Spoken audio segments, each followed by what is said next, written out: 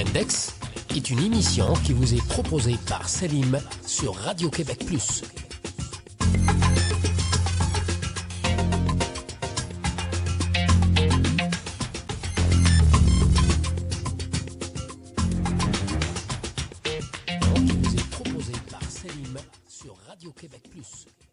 Mesdames et messieurs, bonsoir et merci de votre fidélité. J'espère que vous êtes bien au chaud avec ce moins 26 qui est en train de rendre la ville une véritable horreur. Mais voilà, à l'intérieur des studios, surtout en compagnie de notre invité ce soir, chaleur, réflexion, analyse et bien sûr beaucoup de questions soulevées autour de la condition féminine de la femme arabe, même ici à Montréal. Ce soir, donc, nous allons passer à peu près 45 minutes avec Madame Khadija Dalit, qui est la fondatrice de l'espace féminin arabe ici à Montréal. Nous allons surtout parler de la condition féminine des femmes arabes ici. On a tendance parfois à croire que parce que nous sommes dans une ville occidentale, la situation est facile pour ces femmes arabes qui ont choisi justement de quitter leur pays d'origine ou qui ont été obligées de quitter leur pays d'origine pour venir s'installer ici. Et on va aussi parler des efforts qui sont déployés ça et là par ces mêmes femmes arabes ici au Québec pour reprendre un peu le contrôle de leur vie, pour améliorer leur situation, pour faire la promotion des droits des femmes, pour lutter contre les discriminations, le machisme et plein d'autres problèmes, mais aussi pour avoir une vue, une réflexion sur la vie tout simplement. Je vais tout de suite accueillir donc Madame Dalit. Bonsoir, Madame Dalit. Bonsoir, merci de m'avoir invité. Merci à vous d'avoir accepté l'invitation. Donc, on va commencer d'abord par présenter un peu donc, votre organisme. C'est l'organisme donc Espace Féminin Arabe. Voilà, donc Espace Féminin Arabe que j'ai fondé en 2004 et qui donnait beaucoup de services, en fait, qui s'efforçait de donner beaucoup de services aux femmes de la communauté arabe. Ici à Montréal. Mais bon, actuellement, on ne peut faire que le gala, qui est quand même un événement assez important, qui demande beaucoup d'énergie et d'efforts. C'est aussi une question de financement. Vous savez, quand vous êtes bénévole pendant des années, à un moment donné, il faut mettre du beurre sur son pain, n'est-ce pas? Absolument. Donc, avec cet organisme, à travers cet organisme, en fait, j'ai pu rencontrer beaucoup de femmes de nos communautés arabes. Quand je dis communauté arabe, c'est vraiment, on intègre que ce soit les Moyennes-Orientales ou les Maghrébines, toutes religions confondues. Et ça paraît beaucoup lors de notre gala, par exemple. Notre gala des trophées femmes arabes, c'est un moment c'est une vitrine pour nos femmes, un moment de reconnaissance de leur travail, de leur implication dans la société. Et cette année, on en est à notre 9e gala et remise de trophées femmes arabes. On avait commencé à regarder un peu dans les différents, parce que vous savez, les trophées, les reconnaissances, on en voit un petit peu partout dans les chambres de commerce, le réseau des femmes d'affaires du Québec, par exemple. Mais rarement, on voyait dans ces événements-là des femmes de notre communauté. Pas parce qu'elles ne sont pas brillantes, c'est juste qu'elles ne sont pas dans ces réseaux-là, elles sont prises dans leurs travaux, dans leurs recherches, dans leur activité quotidienne. Et on ne les voyait pas, donc on a décidé, nous, de commencer à leur rendre hommage et à les reconnaître. Et c'est quelque chose dont je suis très fière, parce qu'on a mis en avant des femmes qui parfois sont connues sur le plan international, à travers la planète, pour les travaux qu'elles ont effectués, mais elles sont méconnues ici. Donc c'est vraiment des fois des moments de fierté, de voir nos femmes, à quel point elles sont avancées dans leur implication, dans leur intégration, dans leur travail. En même temps, ça reste des mamans avec leur vie de tous les jours familiale. Elles arrivent à faire cette conciliation travail-famille. Donc, c'est vraiment des femmes remarquables. Et j'en suis très fière. Très bien. Rentrons directement dans le vif du sujet. À chaque fois qu'on parle comme ça des femmes arabes qui se battent, qui essayent d'améliorer un peu la situation, etc., surtout ces femmes installées dans des pays occidentaux, etc., beaucoup de gens perçoivent ça comme une forme de trahison un peu de la culture, d'origine, etc. Est-ce que le fait de se battre pour les droits de la femme ici au Québec, que ce soit au nom des femmes arabes ou des femmes musulmanes ou autres, et comme vous avez dit, quand on parle des femmes arabes, ça touche pratiquement 21 pays. Est-ce que 22. 22. Est-ce que le fait de faire ce travail-là, est-ce qu'il ne vous met pas un peu en contradiction avec votre culture d'origine? Ou bien est-ce que vous vous dites justement, il y a des choses dans notre culture d'origine qu'il faut absolument corriger, peut-être améliorer, édulcorer? Mais écoutez, de toute façon, le combat féministe des femmes arabes, il existe dans leur pays d'origine. Je pense qu'il est plus difficile à mener dans les pays d'origine que dans les pays occidentaux, qui sont déjà plus habitués et plus sensibles au discours des femmes, du féminisme. C'est comme plus intégré. Alors que dans nos communautés d'origine, dans nos pays d'origine, c'est plus difficile. Les obstacles sont plus grands. Dans certains pays arabes, c'est même sa vie qu'on joue en voulant élever la voix. Je voyais comme une femme qui a quitté l'Arabie Saoudite et en précisant qu'elle voulait être libre, qu'elle voulait lâcher ses cheveux, elle peut le dire une fois qu'elle est en Occident, mais en Arabie Saoudite, elle ne peut pas le dire. Au péril de sa vie, elle pourrait le dire, mais au péril de sa vie, de sa liberté, de son intégrité. Donc, je pense que le discours féministe qui se veut libérateur, il est là, il existe, que ce soit au pays d'origine ou ici, sauf que en Occident, ben, c'est sûr que c'est plus reçu, c'est mieux accepté, c'est même... je me souviens, un jour... j'étais avec mes filles et j'expliquais que je travaillais pour que les femmes, pour leur égalité, etc.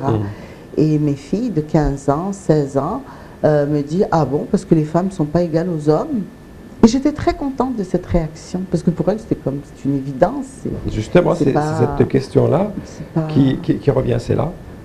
Ici en Occident, quelle est l'utilité donc de ce travail? Pourquoi on se bat? Parce que les droits sont acquis, sont garantis par l'État, etc. Alors pourquoi ce combat? En tout cas, moi je parle de notre organisation. On s'est beaucoup battu et on a beaucoup réclamé que, par exemple, les maghrébines, surtout les maghrébines, moins que les autres femmes arabes, essentiellement les maghrébines, étaient comme discriminées dans le sens où elles avaient de la difficulté à se trouver un emploi, difficulté au niveau de la reconnaissance des diplômes. Donc c'est un combat parce que c'est une forme de violence que d'empêcher quelqu'un de travailler, pas de l'empêcher, mais de ne pas lui donner l'occasion de travailler, de s'épanouir. C'est à la base de toute intégration et de toute forme de vie sociale, c'est le travail, ça commence par le travail. Et vous le savez, ça a été une grosse bataille parce qu'on réalise que, pas seulement les femmes, mais les hommes aussi, il y avait un taux de chômage très élevé par rapport à la population québécoise ou canadienne en général. Donc, il n'y a rien d'acquis. Il y a aussi beaucoup de préjugés par rapport à nos femmes, parce que où elles sont voilées, et certains préjugés qui sont persistants. La femme arabe, c'est une femme soumise, la femme musulmane est une femme soumise au pied de son mari, elle n'est pas capable de se débrouiller toute seule. Et c'est pour ça, là encore, j'y reviens, que nous avons toujours tenté de mettre de l'avant des femmes brillantes, des femmes voilées aussi, qui sont des ingénieurs, qui sont des médecins, qui sont des chercheurs. Et c'était important pour nous de le mettre de l'avant. Certaines femmes arabes qui ne serait peut-être pas membre de votre organisme, mais qui active elle aussi dans ce grand magma donc, du combat pour les droits des femmes. Elles sont d'origine arabe et parfois elles s'attaquent même à des femmes arabes ici, par exemple des femmes voilées, etc., en les accusant d'être des femmes soumises ou instrumentalisées par une idéologie, par une forme de religion, etc., par l'intégrisme, etc. Alors qu'on pensait que cette proximité culturelle permettrait à ces femmes-là de comprendre justement ces femmes qui portent le voile. Est-ce que vous croyez que le fait de stigmatiser ces femmes-là, ça peut faire avancer justement la condition des femmes ici au Québec? Écoutez, ce débat entre femmes voilées et non voilées existe, là encore, je me répète peut-être, mais existe aussi dans nos pays d'origine. Dans nos pays d'origine, il y a celles qui veulent se voiler, puis suivre les préceptes de la religion, etc. On le sait. Puis il y en a d'autres qui veulent plus vivre à l'occidental ou juste d'une manière très marocaine ou très algérienne ou très tunisienne, mais libre, les cheveux au vent, enfin bon. Et ce débat existe dans nos pays aussi. Et ici, c'est sûr qu'ici, la parole est tellement plus libre, tellement plus forte, que, puis avec les réseaux sociaux, aujourd'hui, tous les réseaux sociaux, on entend beaucoup de critiques, d'interprétations, etc. Mais je pense que c'est un débat qui est très sain, c'est correct, c'est sain, ça fait partie de l'humanité, c'est comme ça qu'on avance en débattant, en se posant des questions, et puis c'est vrai que des fois ça peut aller loin, ça peut être... Il faut que le tout se fasse quand même dans un certain cadre respectueux, je pense. Très bien.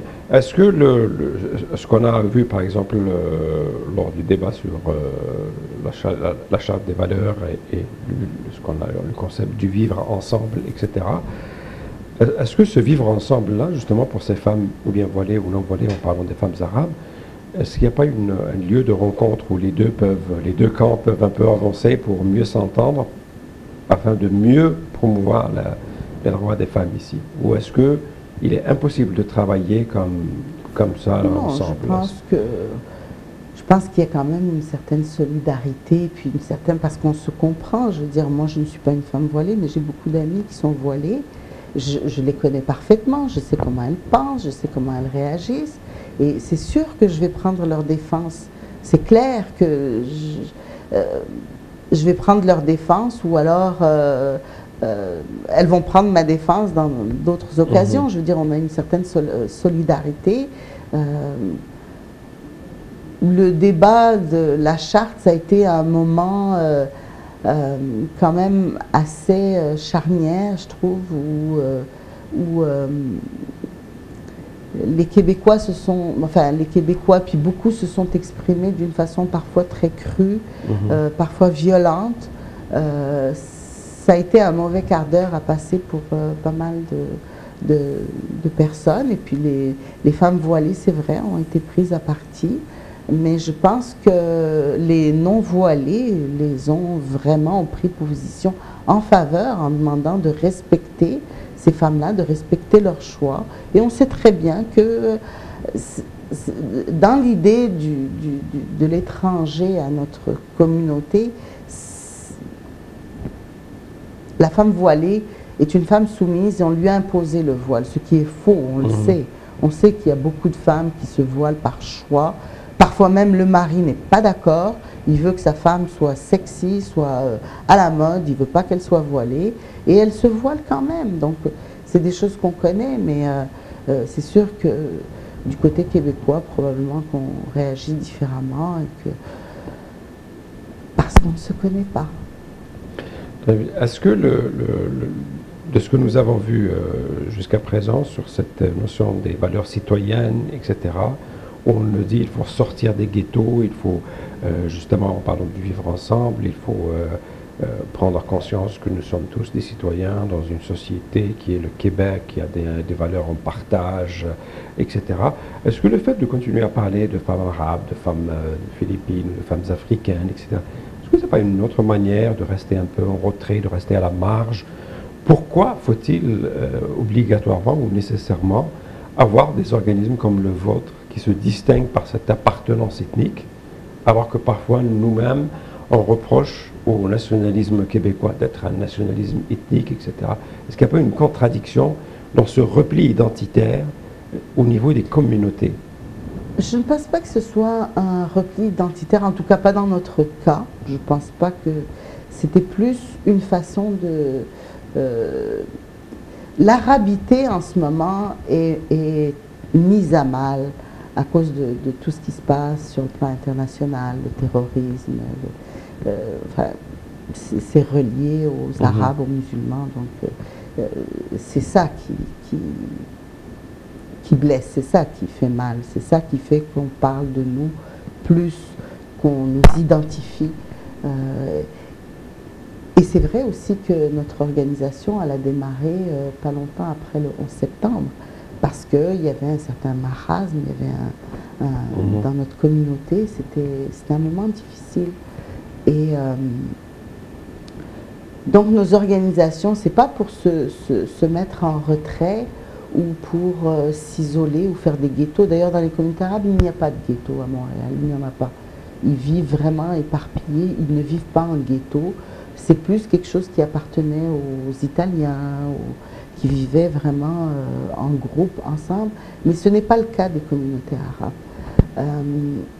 Et l'idée, c'était plus de nous sortir de l'ombre, en faisant un gala des trophées où on présentait des femmes arabes qui réussissent, qui sont intégrées. C'était comme, ben voilà, regardez, on est capable, on fait partie de la société de façon tout à fait... donc c'est pas une forme de repli, mais plus au contraire, moi je trouve, nous présenter, mais aussi de revendiquer nos droits au travail, nos droits à être intégrés comme n'importe quel citoyen. C'est bien beau d'avoir un passeport canadien, encore faut-il pouvoir travailler. À quoi ça me sert un passeport canadien si je ne me sens pas totalement canadienne, avec un emploi, une maison, une famille? Donc c'est plus dans ce sens-là que du fait de vouloir se retirer ou se mettre en retrait. On parle justement de femmes et d'emploi. Quand on fait un peu l'historique de HEC, qui est en train de former les cadres qui doivent être à la tête des grandes entreprises, etc., il y a de cela plus de 20 ans déjà qu'ils recevaient des femmes, mais jusqu'à présent, même les femmes québécoises de souche, elles n'ont pas encore accédé à tous les postes comme chef d'entreprise, etc. Elles restent encore sous-représentées de manière significative. Est-ce que justement, dans le cas des femmes arabes, on constate qu'il y a comme un choix pour les domaines de l'éducation, etc. Est-ce que ce n'est pas comme un créneau qui est imposé aux femmes arabes, qui ne trouvent pas d'emploi ailleurs, qui se retrouvent dans ce créneau donc des CPE, etc. Et même si elles ont des diplômes, même si elles ont des qualifications, etc., elles restent toutes dans ce secteur. Il y a deux choses quand même qui sont différentes. Dans les CPE, c'est vrai qu'il y a beaucoup de femmes qui sont diplômées, mais qui n'ont pas trouvé d'emploi dans leur secteur et puis qui se sont mises à travailler plus dans le domaine de la petite enfance. Au niveau de l'enseignement, c'est vrai qu'il y a beaucoup de femmes qui vont de l'enseignement, mais je ne sais pas si vous vous souvenez, mais dans nos pays, c'était souvent une job qu'on voulait faire parce qu'on voulait être maman aussi. Puis on se disait, si j'enseigne, je vais avoir les vacances en même temps que les enfants. C'est un emploi ou une situation qui permet mieux la conciliation travail-famille. Donc ça, c'est plus un choix. C'est pas que... Parce que pour pouvoir enseigner, c'est quand même de longues études. Ça prend des diplômes, c'est pas donné. Alors que les garderies, c'est vrai que c'est un peu plus par défaut, parce que je connais plusieurs femmes qui sont diplômées, tout, puis qui ont choisi. Même il y en a qui avaient des emplois mais qui ont préféré s'occuper d'enfants. Souvent, elles ouvrent des garderies à la maison. Là encore, là encore, c'est des femmes qui veulent quand même... vous savez, il n'y a pas les cousins, les cousines, les oncles, les tantes, la voisine, Ouais, c'est la famille comme dans nucléaire, nos pays. ouais, C'est ça, qu'on se sent soutenu, on se sent entouré. Et puis là, et en plus dans une société qu'on découvre, dont certains aspects nous font peur, on est comme on a plus tendance à vraiment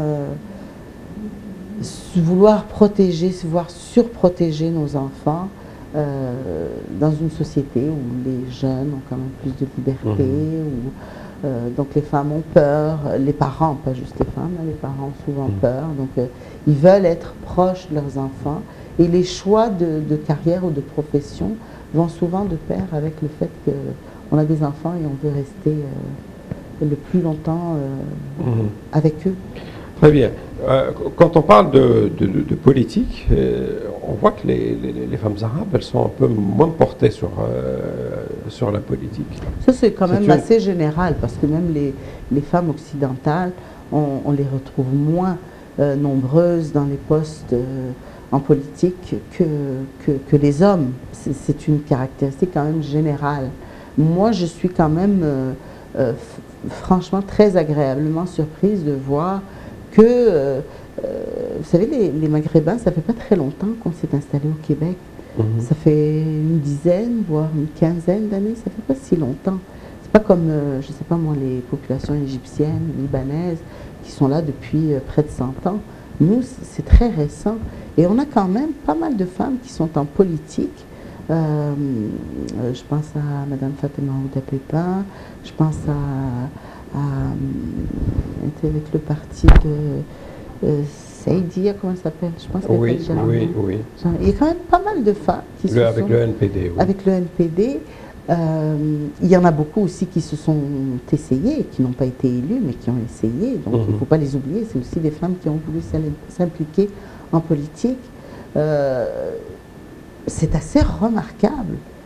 Mais il y a quand même un manque d'intérêt par rapport à la politique. C'est-à-dire que c'est difficile. on va trouver. C'est comme le bénévolat. C'est ça. On va trouver 10 hommes, une femme peut-être. Est-ce que c'est pas justement reproduire les réalités qui existent dans le monde arabe ici?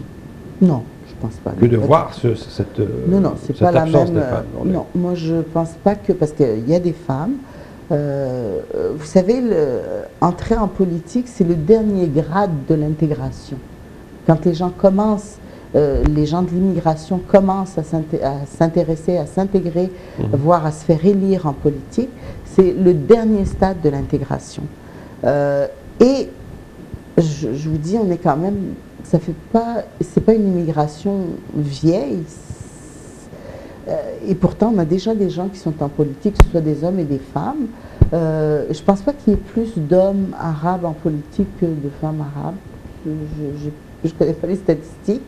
Mais c'est vrai que si on regarde, que ce soit en France ou au Québec, où il y a moins de femmes que d'hommes, et on essaye d'encourager les femmes à aller en politique, mais la politique, c'est une arène aussi qui est assez difficile. C'est vraiment une autre dimension. Là. Il faut sortir de l'argent de sa poche, on fait pas mal de travail non rémunéré pour arriver. Une fois qu'on est arrivé, bon, on est payé, là, mais avant ça, il y a quand même, il faut avoir des réseaux importants pour nous soutenir. C'est un travail de longue haleine et il faut s'impliquer aussi. Un travail de longue haleine, et puis, mais malgré ça, il y a beaucoup de... Parce qu'il y a bien sûr l'individu qu'on voit qui a été élu ou qui s'est présenté, mais il y a tout le staff autour bénévole qui est derrière. Et souvent, vous avez des jeunes de nos communautés arabes qui sont très impliqués. Et probablement que d'ici 5-10 ans, on verra des jeunes de nos communautés qui vont paraître dans les sphères politiques. En tout cas, moi, j'y crois et je pense que c'est ça qui va arriver. Très bien. Quelle évaluation vous faites un peu aujourd'hui de la situation des femmes dans les pays arabes aujourd'hui? Parce qu'ici, on a beau parler ici au Québec, mais ça reflète un peu les réalités que nous avons là-bas aussi. Le fait de voir ici, vous parlez de maghrébines, on voit moins les femmes du Yémen, on voit moins les femmes de la Somalie ou de l'Arabie Saoudite ou des. Ça démontre. Moi, je reste quand même assez positive. C'est l'Arabie Saoudite, c'est l'exemple extrême, je veux dire. C'est le pays. Par contre, avec tout ce qui s'est passé, puis on voit au Maroc, il y a une nouvelle Moudawana qui donne beaucoup de droits aux femmes. C'est quoi une Moudawana? Parce que Moudawana, c'est le code civil, le code de vie, là, puis qui exprime tous les droits des femmes. C'est comme le code civil. Oui, c'est ça. Ça donne tous les situations qui peuvent arriver en cas de divorce. Par exemple, au Maroc, avant cette nouvelle Moudawana, la femme ne pouvait pas demander le divorce. C'est le mari qui donnait le divorce. C'est un peu le code de la famille. Voilà, c'est ça, c'est le code de la famille. Donc maintenant, la femme peut demander le divorce, elle a certains droits si elle est en situation de divorce, elle peut garder la maison. Enfin, il y a toutes sortes, je ne vais pas rentrer dans les détails parce que je ne suis pas spécialiste, mais avant de pouvoir épouser 3 autres femmes, il faut qu'il demande à la première la permission, ce qui n'était pas le cas avant. Des hommes pouvaient se marier sans même qu'elle le sache. Elle apprenait tout d'un coup qu'elle avait une deuxième épouse sur les bras ou une troisième. Donc il y a pas mal de choses qui ont, et là encore dans un laps de temps quand même assez court, récent. En Tunisie, pareil. Donc il y a quand même une évolution, et puis avec les réseaux sociaux, avec tout se sait maintenant, tout se dit. Mais cette évolution, est-ce qu'elle n'a pas été imposée un peu par la conjoncture internationale plutôt que par le combat des femmes? C'est-à-dire que ce sont la communauté européenne, enfin l'Union européenne, qui commence à dire, si vous voulez avoir des subventions, de la coopération, il faut améliorer cet aspect, il faut faire ça, il faut faire ça. Et donc, les gouvernements en place ont choisi un peu de...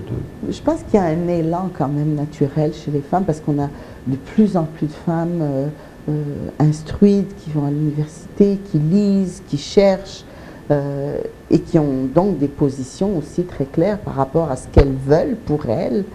C'est pas... moi, je vois de plus en plus de femmes célibataires habiter seules au Maroc, ce qui était extrêmement mal vu, voire impossible il y a quelques années. Aujourd'hui, de plus en plus de femmes sont très autonomes. Vous savez, il y a beaucoup de femmes qui immigrent au Canada seules, par elles-mêmes. C'est leur choix. Je ne pense pas que ce soit des instances internationales qui leur ont mis ça dans la tête. C'est un élan naturel, parce que aujourd'hui, tout se sait. On sait comment on vit en Suisse, au Maroc, au Yémen, au Québec. On sait, puis on fait des choix, et puis Et il y a de plus en plus de militantisme pour les droits des femmes. Je vois aussi dernièrement au Maroc, il y avait tout un débat par rapport aux mères célibataires. Alors que c'était un discours même pas prononçable du temps de ma jeunesse ou du temps de ma mère. Qu'est-ce qui reste à améliorer selon vous aujourd'hui pour les femmes dans le monde arabe? C'est sûr qu'il y a beaucoup de choses à améliorer, pas juste dans le monde arabe. Mais particulièrement même ici, pour le monde arabe. Mais je veux dire, il faut respecter le rythme des pays. Il y a un élan qui se fait, les choses se font petit à petit. Il faut bousculer ni les hommes ni les femmes. Il faut que les choses se fassent, elles se font, elles se feront, les choses. C'est normal, c'est le cycle normal. Mais je pense qu'il faut respecter le rythme de chacun. Mais c'est sûr qu'il y a du travail. On n'a pas besoin d'une révolution, on a juste besoin d'une évolution, il faut laisser les choses se faire. Je pense que la révolution, c'était plus par rapport aux dirigeants et à leur despotisme. C'est pas pour les droits des femmes. Il n'y a pas de coup d'état sociologique, on ne peut pas transformer la société en une. Je pense que c'est plus Mais la demande de liberté faite par les hommes, c'est normal qu'elle trouve écho dans la demande des femmes pour leur propre liberté. Puis d'égalité, je pense que c'est des processus qui se font, mais tout se joue entre les deux oreilles, là, donc c'est quelque chose qui doit maturer, qui doit se faire, mais il faut rester vigilant et en parler beaucoup. Parlons maintenant un peu de l'image de la femme arabe, enfin de la femme dans l'inconscient arabe. On a vu dernièrement un événement en Allemagne qui a choqué beaucoup de gens, enfin à travers la planète. Ces jeunes d'origine arabe qui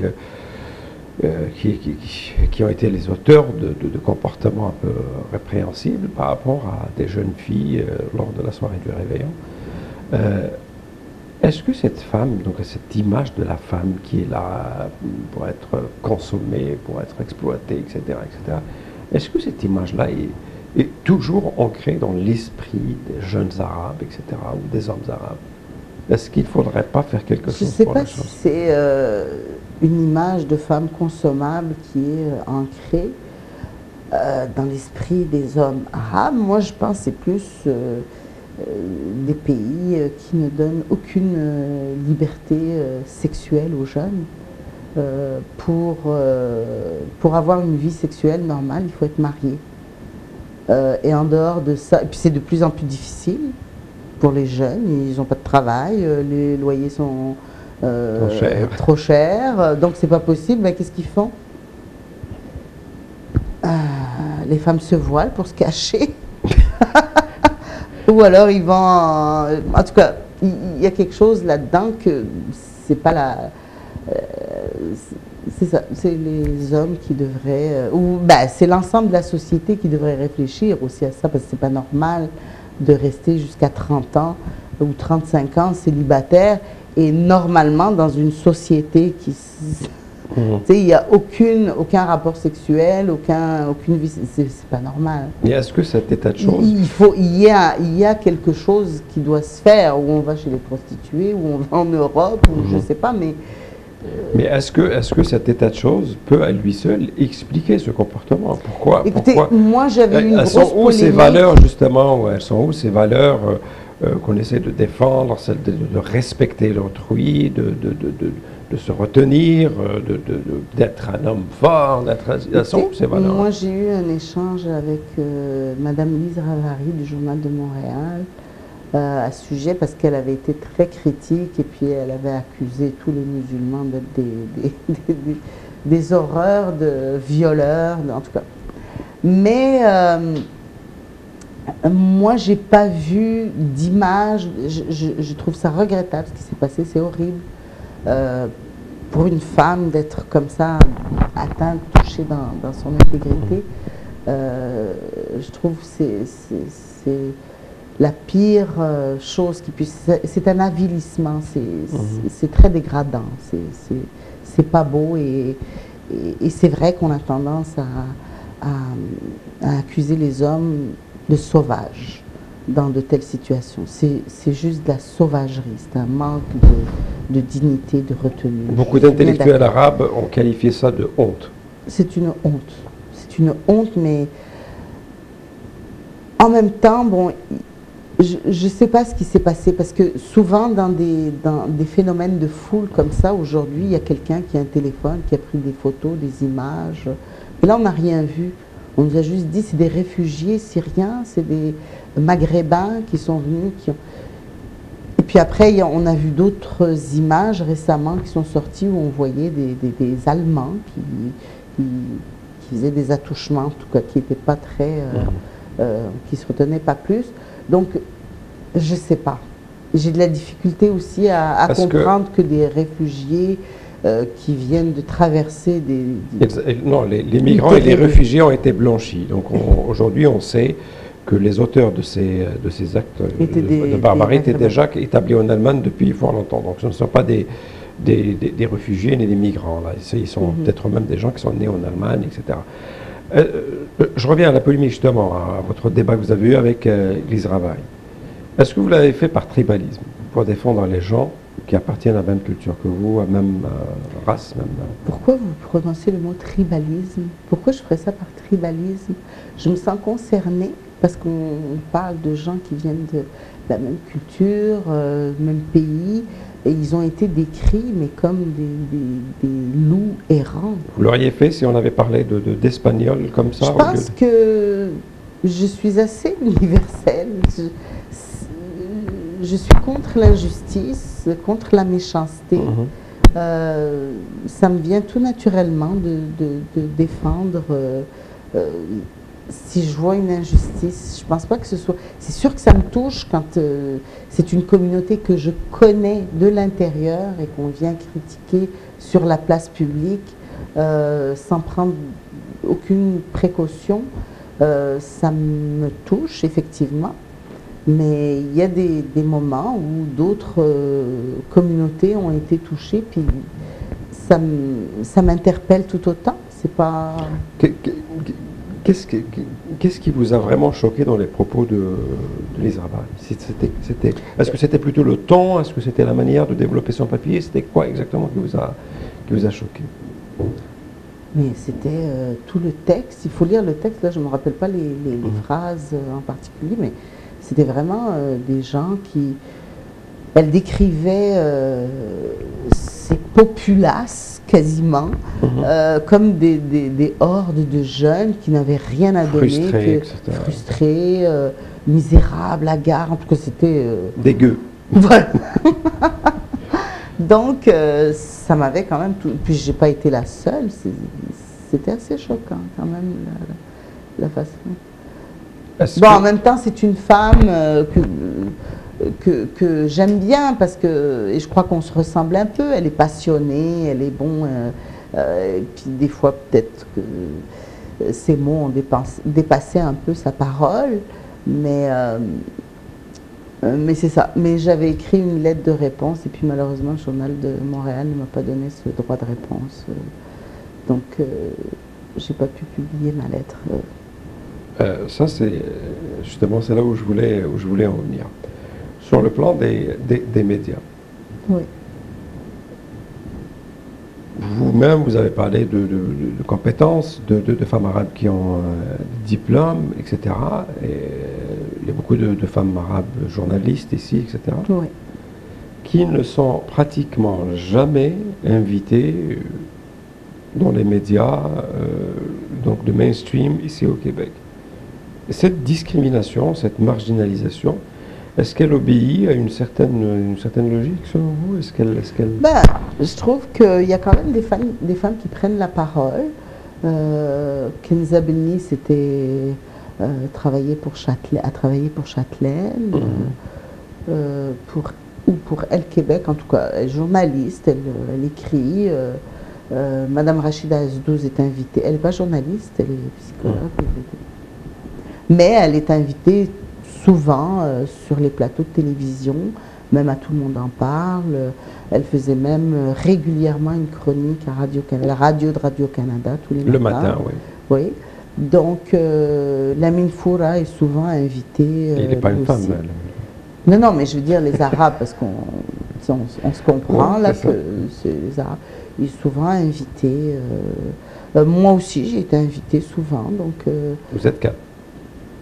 Non, mais là, j'ai pas tous les noms de tout le monde. Et puis, il y a d'autres communautés aussi. Il n'y a pas que la nôtre. Et on voit des gens d'un petit peu toutes les communautés. Il n'y a pas beaucoup de... Mais c'est vrai que des fois, la parole est difficile à prendre. Parce que moi, je me suis fait dire une fois par un journaliste, mais on ne vous entend pas, les gens ordinaires, pas les extrémistes, on ne vous entend pas. Ben oui, mais attends, c'est pas nous qui avons le micro. Donnez-nous le micro, tendez-nous le micro et on va peut-être parler. Mais puis là encore, aujourd'hui, j'avais vu un article auquel j'avais participé aussi dans le magazine L'Actualité. Et qui, je trouve, qui est un bon article, qui décrit assez bien la situation des musulmans ordinaires au Québec, qui sont comme les Québécois, qu'il ne faudrait pas trop en avoir peur. Et il y a quand même... puis, c'est vrai que le Québec, commencent à découvrir le monde, ils s'ouvrent maintenant sur le monde. C'est quand même, c'est loin, c'est un peuple francophone dans une immensité anglophone, donc qui était quand même assez replié sur lui-même, qui voyageait pas beaucoup. Maintenant, les Québécois commencent à voyager et voir du monde, là, mais ça va prendre du temps un petit peu, là, mais ils commencent. Et c'est le monde aussi qui vient au Et c'est le monde qui vient ici, Québec, puis qui se fait connaître aussi. C'est ça. Donc, on revient maintenant un peu pour terminer votre organisme. Vous avez parlé au début de gala. Oui. Donc, le gala, c'est un peu une manière de récompenser les femmes qui se sont distinguées durant l'année, chacune, bien sûr, dans... De les reconnaître et de les présenter comme, voilà. Qui choisit ces femmes-là? Comment ça... Alors, je lance un appel à tout le monde. Trouvez-moi des perles rares. Et sur notre page Facebook, Espace Femmes Arabes, il y a toutes les instructions pour... c'est un formulaire en fait qu'il faut remplir. Vous proposez une femme que vous considérez comme vraiment remarquable. Vous remplissez le formulaire. Elle envoie son CV, un petit peu de se décrire en quoi est-ce qu'elle mériterait un trophée. Qu'est-ce qui la distingue, qu'est-ce qui fait qu'elle est particulièrement plus intéressante comme profil que d'autres. Et puis vous nous envoyez ça, et puis on a un jury qui se réunit vers le mois de mars, autour du 20-25 mars. Le jury se réunit, puis on choisit les personnes, et c'est pas moi qui choisis, ça je vous le dis tout de suite, c'est pas moi qui choisis. Il y a un jury qui s'occupe de ça, et le soir du gala, on dévoile... Le gala se tient généralement au mois de... là, il va se tenir le 30 avril. Est-ce que c'est une date fixe à chaque année, ou bien ça change ou... Non, on l'a changé, on l'a intégré une fois au Festival du Monde Arabe, on l'avait fait ensemble. On avait essayé toutes sortes de dates, mais en général, c'est autour de mars-avril. En général, c'est mars-avril. Très bien. Donc, pour cette année, comme vous l'avez vous-même dit, donc on invite les gens à aller sur votre site pour proposer des femmes qu'ils jugent dignes, justement. Et c'est vrai qu'on a beaucoup de propositions maghrébines, c'est vrai. Il ne faudrait pas qu'on se retrouve aussi non plus avec 1000 propositions. Il y a beaucoup de maghrébines, c'est vrai. Mais, ben oui, mais il y a un tri à faire. Il y a un tri à faire, c'est normal. C'est normal parce qu'on reçoit beaucoup de dossiers, puis on fait une sélection première. Puis après, c'est le jury qui va vraiment se pencher sur... Très bien. Madame Day, donc pour terminer, 30 secondes pour vous, si vous voulez, si vous avez quelque chose à ajouter avant qu'on clôture. Ben écoutez, moi je souhaite une très joyeuse Saint-Valentin à tous les couples arabes, et aux autres, ben écoutez, fêtez ça en famille si vous le pouvez, ou entre amis. Profitez-en, c'est une très belle fête de l'amour. Et envoyez-moi des candidatures pour les trophées des femmes arabes. Alors, vous m'avez parlé tout à l'heure de ce mets marocain, le msemen. Voilà, c'est une belle manière de fêter aussi la Saint-Valentin, de faire ça ensemble. Donc, on affiche sur le bas de l'écran donc la page Facebook de l'organisme, où vous pouvez bien sûr aller pour proposer les femmes de votre choix pour qu'elles soient candidates pour le gala qui se tiendra cette année, vous avez dit, Madame Dalit? Le 30 avril 2016. Voilà, le 30 avril 2016. Merci beaucoup, Madame Dalit. Merci à vous. On espère vous revoir très bientôt pour un autre débat. Et puis continuez dans votre combat, continuez votre travail. Merci beaucoup. Merci. Voilà, donc l'émission est terminée. L'Index vous revient la semaine prochaine. D'ici là, comme d'habitude, gardez le sourire et au revoir.